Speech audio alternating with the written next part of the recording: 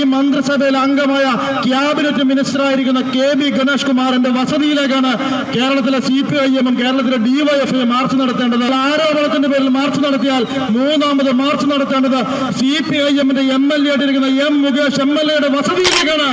നാലാമത്തെ മാർച്ച് നടത്തുന്നുണ്ടെങ്കിൽ നിങ്ങളുടെ മുൻ നിയമസഭാ സ്പീക്കറായിരുന്ന ശ്രീ P. ശ്രീരാമകൃഷ്ണന്റെ വസതിയിലേക്കാണ്. ആ കേരളത്തിലെ ഗുണ്ടകളുടെ ഈ DYFIയോട് ഞങ്ങൾ പറയുന്നു, നിങ്ങൾ അഞ്ചാമത്തെ മാർച്ച് നടത്തേണ്ടത് ഈ കേരളത്തിനകത്ത് നിങ്ങളുടെ മുൻ മന്ത്രിയായിരുന്ന ഡോക്ടർ T.M. തോമസ് ഐസക്കിന്റെ വസതിയിലേക്കാണ്.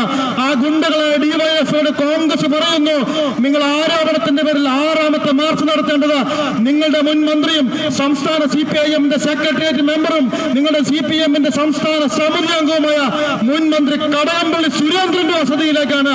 25 വർഷമായി ആദർശ കേരളത്തിന്റെ അമരക്കാരനായ പ്രതിപക്ഷ നേതാവിന്റെ വസതിയിലേക്ക് നിങ്ങൾ മാർച്ച് നടത്തി കേരളത്തിൽ കോൺഗ്രസിനെയും യൂത്ത് കോൺഗ്രസിനെയും ഒക്കെ ഭയപ്പെടുത്താമെന്ന് വിചാരിച്ചാൽ ഈ കേരളത്തിലെ കോൺഗ്രസ് പാർട്ടി കൊടുങ്കാറ്റായിട്ട് ആഞ്ഞടിക്കുമെന്ന് ഈ മൂവാറ്റുപുഴ മണ്ണിൽ നിന്നുകൊണ്ട് ഞങ്ങൾ പറയുവാനായിട്ട് ആഗ്രഹിക്കുകയാ. ഏതെങ്കിലും ഒരു ആരോപണം ഇവിടുത്തെ യുവജന പ്രസ്ഥാനത്തിന്റെ നേതാവിനെതിരെ വന്നിട്ടുണ്ടെങ്കിൽ ഒരു FIR പോലും കേരളത്തിലെ പിണറായി വിജയന്റെ പോലീസ് ഇടുന്നതിന് മുമ്പ് ആരോപണം വന്ന് 24 മണിക്കൂറിനകം രാജിവെച്ചൊഴിഞ്ഞിട്ടുണ്ട്. ഞങ്ങളുടെ പാർട്ടി തീവ്രത ഇളക്കാൻ പോയിട്ടില്ല. ഞങ്ങളുടെ പാർട്ടിക്ക് തീവ്രത ഇളക്കുന്ന